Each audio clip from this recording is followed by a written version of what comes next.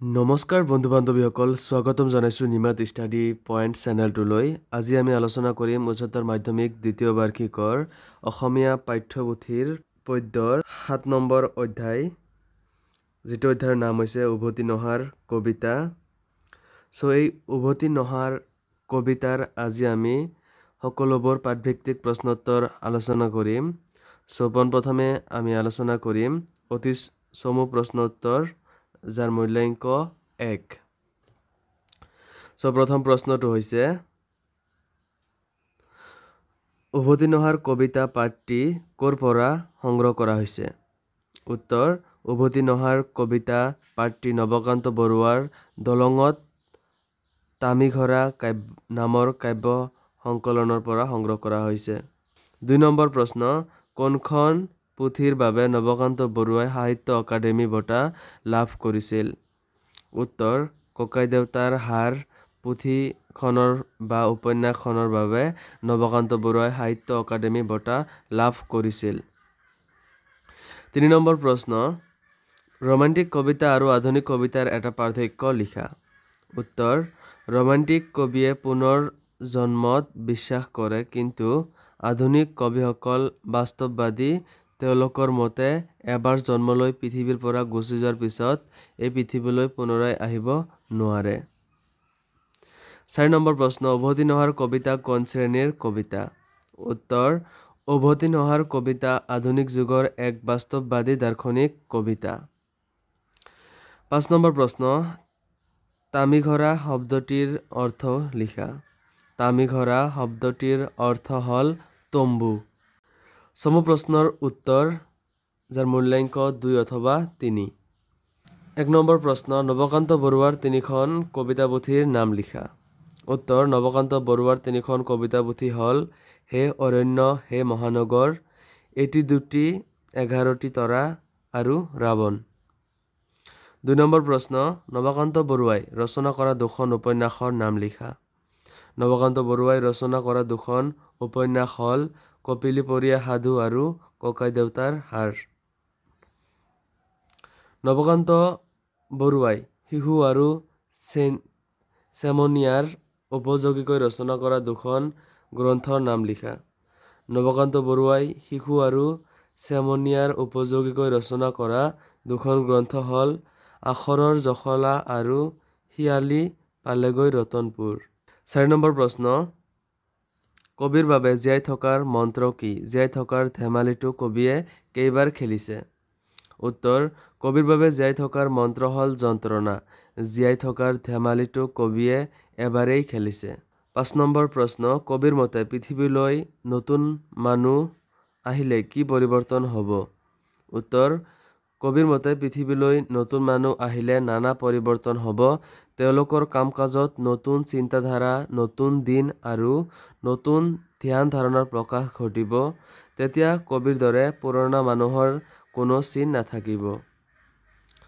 দীঘল প্ৰশ্নোত্তৰ, মূল্যাংক ৩ অথবা ৪। ১ম নম্বৰ প্ৰশ্ন, কবিয়ে কিয় পৃথিৱীলৈ উভতি নাহে বুলি ভাবিছে বুজাই লিখা। উত্তৰ, মানুহ মৰণশীল।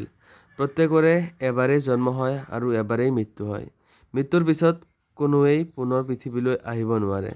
কবিয়েও জীৱনৰ বকুল পাহ এবাৰেই বুটলিছে, অৰ্থাৎ এবাৰেই জনম লাভিছে। পৃথিৱীক কবিয়ে প্ৰাণ ভৰি ভাল পায়, তথাপি তেওঁৰ জীৱন চিৰস্থায়ী নহয়। কবিয়ে পৃথিৱীক ভাল পোৱাৰ কথা নানা ভাৱেৰে আৰু নানা ভাষাৰে প্ৰকাশ কৰিছে। তেওঁ জানে হাজাৰ ভাল পোৱাও তেওঁক উভতাই আনিব নোৱাৰে। সেয়ে এবাৰ গুচি যোৱাৰ পিছত কবি পুনৰ উভতি নাহে। ই প্ৰকৃতিৰ চিৰন্তন নীতি, যাক কবিয়ে মানিব লাগিব। ২ নম্বৰ প্ৰশ্ন, উভতি নহাৰ কবিতাটিৰ মূলভাৱ লিখা। উত্তৰ, আধুনিক অসমীয়া কবিতাৰ এগৰাকী শক্তিশালী কবি নৱকান্ত বৰুৱাদেৱৰ উভতি নহাৰ কবিতা এটি দাৰ্শনিক ভাৱাপন্ন কবিতা। কবিতাটিৰ মাজেদি কবিয়ে মানুহৰ জন্ম মৃত্যুৰ চিৰন্তন সত্যৰ বিষয়ে প্ৰকাশ কৰিছে। প্ৰকৃতিৰ চিৰাচৰিত নিয়ম অনুসৰি কবিয়ে এই পৃথিৱীত এবাৰেই জন্মগ্ৰহণ কৰিছে। এই পৃথিৱীৰ পৰা এবাৰ গুচি গ'লে পুনৰ উভতি নাহে আৰু আহিব নোৱাৰে। অকল কবিয়ে নহয়, কোনো লোকেই এই পৃথিৱীলৈ উভতি নাহে। কবিয়ে এই জগতখনক প্ৰাণ ভৰি ভাল পায়। এই কথা জীৱনত বহুবাৰ ক'লে আৰু বহু ভাৱেৰে বুজালে, কিন্তু সেয়ে হ'লেও পৃথিৱীখনলৈ পুনৰ তেওঁ উভতি নাহে। যন্ত্ৰণাকো আঁকোৱালি লৈ জীয়াই থকাটো কবিয়ে এটা ধেমালি বুলি কৈছে। এই ধেমালি কবিয়ে এবাৰেই খেলিলে। মৃত্যুৰ পিছত খেল খেলিব কোনো উভতি নাহে। কবিৰ বিদায়ৰ লগে লগে পৃথিৱীলৈ নতুন ধ্যান ধাৰণাৰ প্ৰকাশ ঘটিব আৰু তাত কবিৰ কোনো চিন নাথাকিব। নতুন প্ৰজন্মই হ'ব পৃথিৱীৰ নতুন মানুহ আৰু সেই দিনবোৰো হ'ব নতুন দিন। জীয়াই থকা কালত কবিয়ে বুটলা বকুল জুপিৰ ফুল এতিয়া কবিয়ে নহয়, অইন কোনোবাই বুটলিব। কবি উভতি নাহে আৰু আহিব নোৱাৰে। হেৰাই যোৱাৰ দুখত কবিয়ে যেন অকলেই হাঁহে। তেওঁ পৃথিৱীখনক ভাল পায়, এই কথা শেষবাৰ স্বীকাৰ কৰিছে। তথাপি তেওঁ মৰমৰ পৃথিৱীখনলৈ উভতি আহিব নোৱাৰে। ৩ নম্বৰ প্ৰশ্ন, কবিয়ে নতুন দিনত তেওঁৰ একো চিন নাথাকিব বুলি কিয় ভাবিছে বুজাই লিখা। কবি নৱকান্ত বৰুৱাৰ দলঙত তামিঘৰাৰ অন্তৰ্গত কবিতা পুথিৰ উভতি নহাৰ কবিতাত যুগ পৰিৱৰ্তনৰ আভাস দেখা পোৱা যায়। কবিয়ে পৃথিৱীখনক প্ৰাণ ভৰি ভাল পায়, কিন্তু যিমানে ভাল পালেও এই পৃথিৱীত তেওঁ চিৰদিন ৰৈ নাথাকে। এবাৰ গুচি যোৱাৰ পিছত কোনোৱে এই পৃথিৱীলৈ পুনৰাই উভতি আহিব নোৱাৰে। কবিয়ে উপলব্ধি কৰিছে যে যিহেতু এই পৃথিৱীখনত কোনো মানুহে বাৰে বাৰে উভতি নাহে, গতিকে ভৱিষ্যতে যিসকল এই পৃথিৱীলৈ আহিব তেওঁলোকে সম্পূৰ্ণ নতুন ভাৱেৰে নতুন দিনত নিজ জীৱন গঢ় দিব। ইতিমধ্যে আঁতৰি যোৱা কবিৰ জীৱনৰ নতুন প্ৰজন্মৰ কোনো চিনাকি আৰু সম্পৰ্ক নাথাকিব। কবিৰ চিন্তা চৰ্চা, ধ্যান ধাৰণা আদি সকলোবোৰ নতুন মানুহৰ ওচৰত তেনেই অপৰিচিত আৰু অপ্ৰাসংগিক হৈ পৰিব। অৰ্থাৎ পুৰণি যুগৰ কোনো চিন মকাম নতুন যুগত নাথাকিব। ৪ নম্বৰ প্ৰশ্ন, উভতি নহাৰ কবিতাত পৃথিৱীৰ প্ৰতি কবিৰ ভালপোৱা কেনেদৰে প্ৰকাশ পাইছে বুজাই লিখা। উত্তৰ, সৃষ্টিৰ নীতি পালন কৰি কবিয়ে এই পৃথিৱীত জনম লৈছে। সেয়েহে পৃথিৱীখন কবিৰ অতিকে আপোন। তেওঁ বাস কৰা পৃথিৱীখনৰ প্ৰত্যেকটো বস্তুৱেই কবিৰ প্ৰিয়। জাবৰৰ মাজৰ পৰা এপাহ বকুল বুটলিবলৈ পাই কবি সন্তুষ্ট। পৃথিৱীৰ সেউজীয়াই কবিৰ মন ভৰাই তোলে। যন্ত্ৰণাই হৃদয় দগ্ধ কৰিলেও পৃথিৱীৰ মাটি পানী সেৱন কৰি কবিয়ে হাঁহি হাঁহি পাহৰি যায়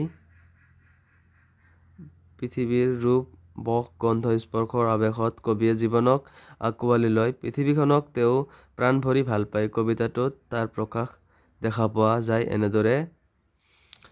মাথোন এই পৃথিৱীখনক ভাল পাই গলো, এই কথাটোকে কিমানবাৰ যে কলো, কিমান ভাৱেৰে কলো। ৫ নম্বৰ প্ৰশ্ন, প্ৰসংগ সংগতি দৰ্শাই ব্যাখ্যা কৰা। ক নম্বৰ, যন্ত্ৰণা মোৰ জীয়াৰ মন্ত্ৰ, সেই মন্ত্ৰকে গালো, জীয়াই থকাৰ ধেমালিটো মই এবাৰেই খেলি গলো। উত্তৰ, বাক্য কবিতা ফাঁকি আমাৰ পাঠ্যপুথি সাহিত্য সৌৰভৰ অন্তৰ্গত নৱকান্ত বৰুৱাদেৱৰ ৰচিত উভতি নহাৰ কবিতা নামৰ কবিতাটিৰ পৰা তুলি ধৰা হৈছে। ইয়াত কবিয়ে পুনৰ এই পৃথিৱীলৈ উভতি নহাৰ প্ৰসংগত কথাখিনি উল্লেখ কৰিছে। কবিয়ে পৃথিৱীখনলৈ দুনাই আহিব নোৱাৰে। সাংসাৰিক প্ৰাণী মাত্ৰেই সুখ দুখ, পোৱা নোপোৱা আৰু বেদনা থাকে। কবিও তাৰ উদ্ধৃত নহয়। কবিৰ জীৱনতো যন্ত্ৰণাৰ পাহাৰ আছে। সেই যন্ত্ৰণাক বুকুত বান্ধি কবিয়ে জীৱন বাটত খোজ দিছে। কবিয়ে জানে জীয়াই থকাটো এটা ধেমেলীয়া মাত্ৰ খন্তেকীয়। এদিন সকলোৱে এই পৃথিৱী এৰি যাব লাগিব। সেয়ে যন্ত্ৰণাত দগ্ধ হৈ খন্তেকীয়া জীৱনটোক কবিয়ে দুখময় কৰি তুলিব নোখোজে। যন্ত্ৰণাৰে পৰিপূৰ্ণ এই পৃথিৱীখনলৈ কবিয়ে বাৰে বাৰে উভতি আহিব নোৱাৰে। তেওঁ এবাৰেই এই জীৱনৰ খেল ধেমালি খেলিব সুযোগ পাইছে বুলি কবিতা অংশত বুজাব খুজিছে।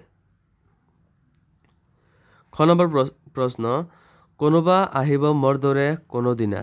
মোৰ সুৰতে বাজিব নতুন বিনা সেয়া হ'ব নতুন মানুহ সেইদিনা হ'ব নতুন দিন মোৰ তাত একো নাথাকে চিন বাক্য কবিতা ফাঁকি আমাৰ পাঠ্যপুথিৰ অন্তৰ্গত নৱকান্ত বৰুৱা ৰচিত উভতি নহাৰ কবিতা শীৰ্ষক কবিতাটোৰ পৰা উদ্ধৃত কৰা হৈছে। কবিয়ে এই পৃথিৱীখনলৈ পুনৰ উভতি নহাৰ প্ৰসংগত এই কবিতাংশ উল্লেখ কৰিছে।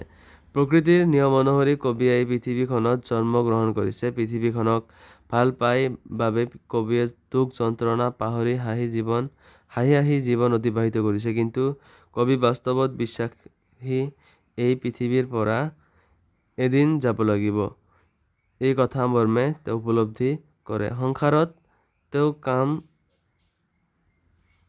বহু কাম কৰি গৈছে। জীৱন কালত তাৰ কেতবৰ স্বীকৃতিও পাইছে। তেওঁৰ মৃত্যুৰ পাছত নাথাকে অনুকৰণ কৰি উত্তৰ প্ৰজন্মই হয়তো বহুতো কাম কৰিব, তথাপি তেওঁৰ চিন থাকিব মাথো নতুন ধ্যান ধাৰণা আৰু এক নতুন দিনৰ বা যুগৰ সূচনা হ'ব। নম্বৰ প্ৰশ্ন, মই নাহো পৃথিৱী তোমাক ভাল পাই গলো তথাপিও মই নাহো। উত্তৰ, উদ্ধৃত কবিতা ফাঁকি কবি নৱকান্ত বৰুৱাই ৰচিত উভতি নহাৰ কবিতাৰ নামৰ পাঠটিৰ পৰা অন্তৰ্গত। পৃথিৱীক কবিয়ে প্ৰাণ ভৰি ভাল পায়।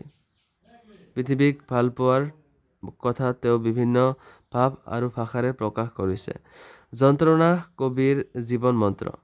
জীয়াই থকাটো অৰ্থাৎ জীৱনটো এটা ধেমেলীয়াহে মাত্ৰ। তেওঁ এই পৃথিৱীলৈ আহি এই পৃথিৱীতে জীৱনটো কটালে, অৰ্থাৎ জীয়াই থকাৰ কেইদিনমান ধেমালি কৰিলে। পৃথিৱীক কবিয়ে প্ৰাণ ভৰি ভাল পায়। পৃথিৱীক ভাল পোৱাৰ কথা তেওঁ বিভিন্ন ভাৱ আৰু ভাষাৰে প্ৰকাশ কৰিছে। যন্ত্ৰণা কবিৰ জীৱনৰ মন্ত্ৰ।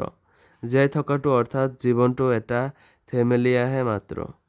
তেওঁ এই পৃথিৱীলৈ আহি এই পৃথিৱীতে জীৱনটো কটালে, অৰ্থাৎ জীয়াই থকা কেইদিনমান ধেমালি কৰিলে।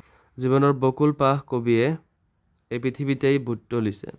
গতিকে কবিয়ে এই পৃথিৱীক প্ৰাণ ভৰি ভাল পায়। কিন্তু দুখৰ বিষয়, পৃথিৱীক ইমান ভাল পালেও ইয়াৰ পৰা এবাৰ গুচি গ'লে তেওঁ পুনৰ এই পৃথিৱীলৈ আহিব নোৱাৰে। বন্ধুসকল, আজিলৈ এইখিনি। আশা কৰোঁ তোমালোকক ভিডিঅ'টো অলপ হ'লেও সহায় কৰিছে। যদি সহায় কৰিছে তেতিয়াহ'লে এই চেনেলটোক ছাবস্ক্ৰাইব কৰিবা আৰু তোমাৰ বন্ধুবৰ্গৰ সৈতে ভিডিঅ'টো শ্বেয়াৰ কৰিবা। ধন্যবাদ।